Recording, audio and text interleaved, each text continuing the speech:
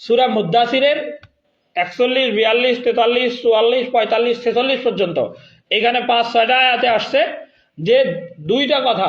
এক নাম্বার কথা হলো, যারা দুনিয়াতে একসাথে বসবাস করতাম, যেমন আমি আপনাকে চিনি, আপনি আমাকে চেনেন, পরিচিত, কিন্তু দুনিয়াতে যেমন আমরা পরিচিত ঠিক একইভাবে আখেরাতেও আমরা জান্নাতে যাই অথবা জাহান্নামে যাই, যেখানেই আল্লাহ আমাদের জন্য স্থান নির্ধারণ করবেন, উভয় লোকদেরকে চিনতে পারবে। জান্নাতি লোকেরা জাহান্নামী লোকদেরকে চিনতে পারবে যে আমরা তো দুনিয়াতে একসাথে চলছিলাম, একসাথে ব্যবসা বাণিজ্য করছি, চাকরি করছি, হাটে বাজারে ঘোরাঘুরি করছি, আমাদের সকল বা আত্মীয় স্বজন ছিলাম, এগুলো তারা চিনতে পারবে। এটা একটা ব্যাখ্যা হতে পারে। দ্বিতীয় ব্যাখ্যা হলো জাহান্নামের প্রহরী যারা ফেরেশতা থাকবে, যেমন মালিক, এই জাহান্নামের প্রহরী ফেরেশতা মালিক হতে পারে, জিজ্ঞাসাকারী, অথবা দুনিয়ার পরিচিত লোক হতে পারে। দুটোই ব্যাখ্যা। যে একজন মানুষ আরেকজন মানুষকে জিজ্ঞাসা করবে, ফি জান্নাতিন ইয়াতাসাআলুন, জান্নাতি লোকগুলো জাহান্নামী লোকগুলোকে জিজ্ঞাসা করবে।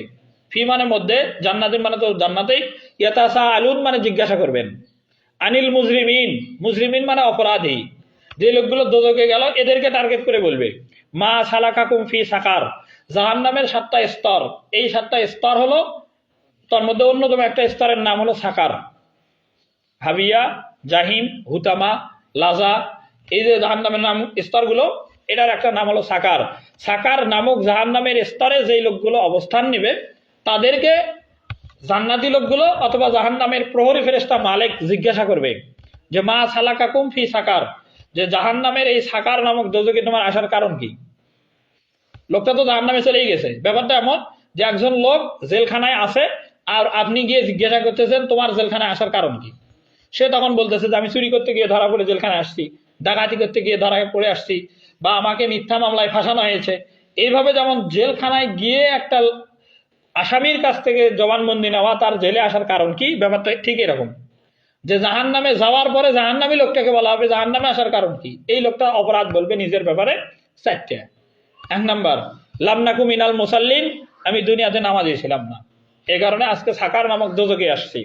2 নাম্বার, ওয়ালাম নাকুনু তিমুল মিসকিন, আমি মিসকিনদেরকে খাবার দেই নাই। তার মানে বড় লোক ছিলাম, মিসকিন আমার পাশে ছিল, অভাবগ্রস্ত লোক আমাদের বাড়ির পাশেই ছিল, আত্মীয় স্বজনদের মধ্যে ছিল, তাদেরকে সহযোগিতা করার মতো শক্তি, ক্ষমতা, সামর্থ্য আমার ছিল, কিন্তু আমি করি নাই।